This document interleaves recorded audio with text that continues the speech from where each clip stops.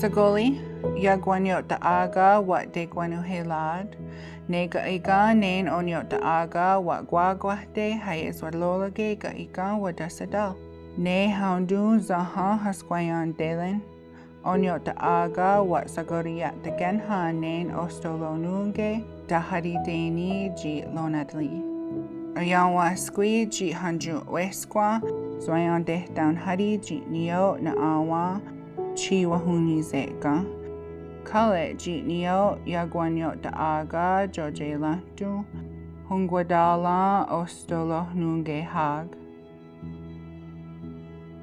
Hello, we the Oneida people, we greet and welcome you. We invite you to watch this video so that you can learn more about the Oneidas. The Oneida people helped the United States during the Revolutionary War. We hope you enjoy learning about our history and how the Oneida came to be known as the first allies. The Oneida Indian Nation's legacy of supporting the United States dates back to the Revolutionary War, when Oneidas fought alongside the colonists in the battle against the British. The issue had gone to Grand Council, and they made a decision at the Grand Council that they weren't going to stand behind either one of the two parties, whether it be the British or the colonists. The British promised them, if you side with us and help us, when we win this war, you will maintain all those lands and they'll become yours. And in the same sense, the Oneidas were kind of promised the same thing. You know, you help us and you can maintain your way of life here. It wasn't until the actual Battle of Oriskany that was declared what side the Oneidas were going to go with. The British were going to come in and lay siege to the fort. The Oneidas weren't sided with one or the other yet. All they were doing was basically helping their friends and lead them through a territory that was unknown to most of the soldiers of the time. The unique thing about that battle is that a lot of the men that were fighting on the battlefield knew each other. We're all connected through our clans. Our clans are our family. So whether you're Wolfin the Oneidas or Wolfin the Senecas, somewhere around that linear line, you may have been related to some of the people you were fighting with. The battle was decisive to the outcome of the war. The Oneidas and the militia under General Herkimer's command were able to thwart the advance of British forces marching east from the Great Lakes from joining other British troops who were marching south from Canada. If the two forces had united, they could have successfully divided the colonies in half.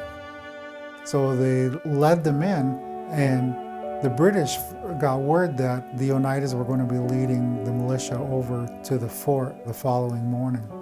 The Senecas and the Mohawks set a trap for them, knowing that they were going to have to go through a small ravine to get there.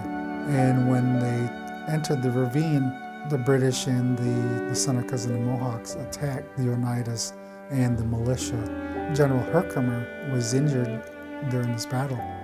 He was shot in the thigh. He still commanded the militia and the Oneidas, from adjacent tree that sat on top of the ravine. They propped him up next to it and he still gave the orders. That battle lasted, they say, for 5 to 6 hours. The small stream that they were fighting next to ran red with blood for 3 days after the battle. And understanding just that, to fight for a cause that isn't yours, but it stands behind all the principle of what we know today in our great law and our understanding of how our people would conceive the great law and help one another. Having fought valiantly in several key battles of the War for Independence, including the battles of Oriskany, Barren Hill, and Saratoga, the Oneida Indian Nation became known as the United States' first allies.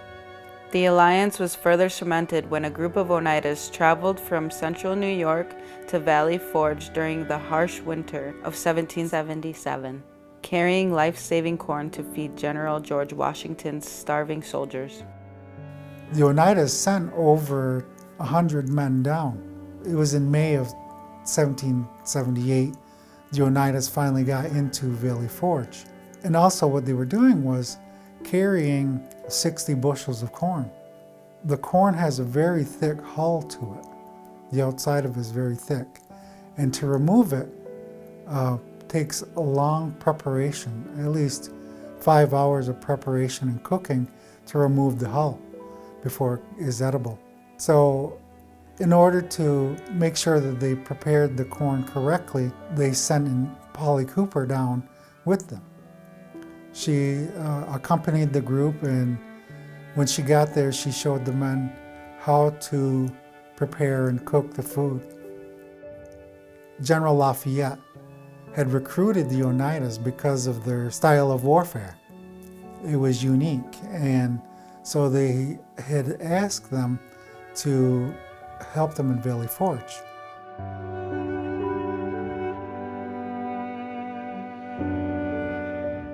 So going forward with the battle, the next day, the warriors said that they were coming and Lafayette needed to leave.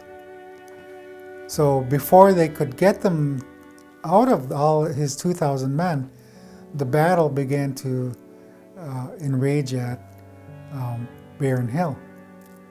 As the warriors went down and began to attack the columns from the sides, because the Oneidas didn't fight like the British or the Americans.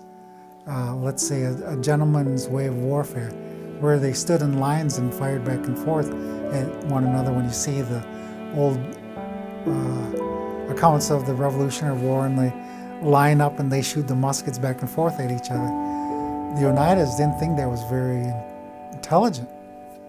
So what they did was they hid along the wood line and flanked them along the sides as they were walking and began to attack them.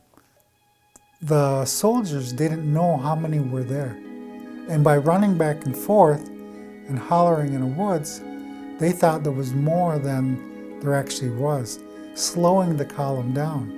The Oneidas didn't run away. They stood back and made sure that Lafayette could get across the river to safety before the Oneidas followed up behind them. They were the last ones to come across the river after it was General Howe coming out of Philadelphia with his British troops. And the Oneidas saved Lafayette and his men. Since the Revolution, Oneidas have fought in every American military conflict, memorializing their long-standing support, friendship, and reverence for the United States. The Treaty of Canandaigua is the oldest treaty still recognized by the federal government. Each year, the U.S. Department of Interior recognizes the treaty by giving a nudity cloth to the people of the Oneida Indian Nation. It was an agreement to recognize their land base and their right to sovereignty within those geographical territories. So it was, to this day, it still stands. The original treaty signed by President Washington is housed at the National Archives in Washington, D.C. This document between the United States and the American Indian Nations of the Haudenosaunee Confederacy was signed on November 11, 1794. It was ratified on January 21, 1795, and signed by President George Washington. According to the U.S. Constitution, once approved, treaties shall be the supreme law of the land. They conveyed a lot of what we understand and know as the Great Law into what the United States is based on today is the Constitution. And it gives us our way of understanding and our laws and our rights to our people of the United States.